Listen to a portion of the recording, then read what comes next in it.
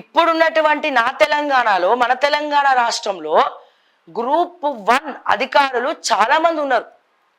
చాలా మంది ఉన్నారు. గ్రూప్ 1 రాసి పోలీస్ ఆఫీసర్లు ఉన్నారు, వాళ్ళందరూ ఉన్నారు. సో దయచేసి నేను తెలంగాణ పోలీస్కి ఏం చెప్తున్నానంటే, మీ పిల్లలే గనక ఇట్లా రాసి ఉంటే, మీ పిల్లలే గనక అట్లా రోడ్డు మీద పడుంటే మీరు చూస్తూ ఊరుకుంటుండేనా సార్? మీరందరూ ఎంతో మంది పోలీస్ ఆఫీసర్లు గ్రూప్ 1 ఎగ్జామ్స్ రాసి ఇప్పుడు రిక్రూట్మెంట్స్ లో ఉన్నారు కదా. మరి వాళ్ళ అన్యదా భావించదు. నిజంగా ఒక పోలీస్ వ్యవస్థ తలుచుకుంటే రాజకీయ నాయకులు కూడా సెట్ రైట్ అవుతారు. మా అంటే ట్రాన్స్ఫర్ చేస్తారు సార్. ఉద్యోగంలోకి అయితే పీకర్ కదా. నల్గొండ ఉన్నోడిని ఏ ఆదిలాబాద్లోనే వేస్తాడు, ఆదిలాబాద్లో ఉన్నోడు ఏ ఫారెస్ట్లోనే వేస్తారు.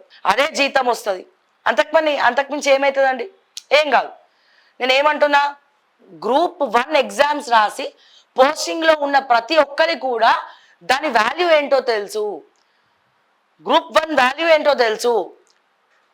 వాళ్ళు ఏం కోల్పోతున్నారో మీకు తెలుసు. మీరందరూ కూడా తెలుగు మీడియంలో రాసి పాస్ అయ్యి ఇప్పుడు రిక్రూట్ అయిన వాళ్ళే సార్. అట్లీస్ట్ మీరు అధికారంలో ఉన్న వాళ్ళన్నా, అథారిటీస్లో అడ్మినిస్ట్రేషన్లో ఉన్న వాళ్ళన్నా వాళ్ళకు మద్దతుగా మాట్లాడండి. దయచేసి సపోర్టివ్గా ఉండండి. ఈ రోజున బీఆర్ఎస్ పార్టీ ప్రధాన ప్రతిపక్షం. బీఆర్ఎస్ మాట్లాడదు, బీజేపీ మాట్లాడదు. అధికార పార్టీ వీళ్ళే కాబట్టి వీళ్ళ నుండి మనం ఎక్స్పెక్ట్ చేయలేము.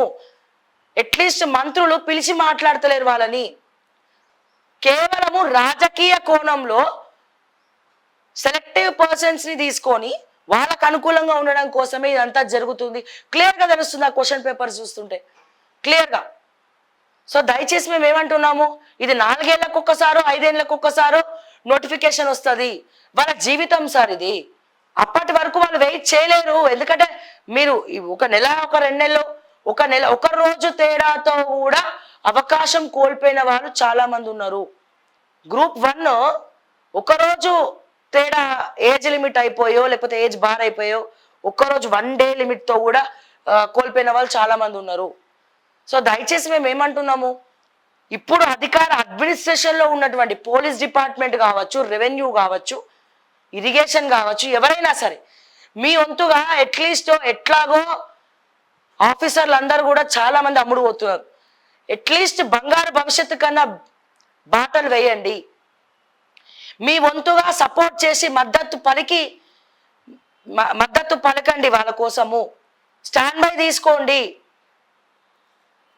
మీరు ఎవరు చప్పుడు చేస్తలేరు, కానీ మీకు ఏం జరుగుతుందో మీ అందరికి కూడా ఐడియా ఉంది కదా.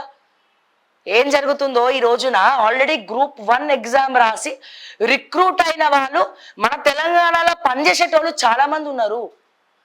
వాళ్ళు ఇప్పుడు 50 సంవత్సరాలకు వచ్చిన వాళ్ళు కూడా చాలా మంది ఉన్నారు. మరి వాళ్ళందరూ తెలుగు మీడియంలోనే రాసిర్రా, ఇంగ్లీష్ మీడియంలో రాసిర్రా, ఏ మీడియంలో రాసిర్రు ఎగ్జామ్స్? సో దయచేసి కన్సిడర్ చేయండి.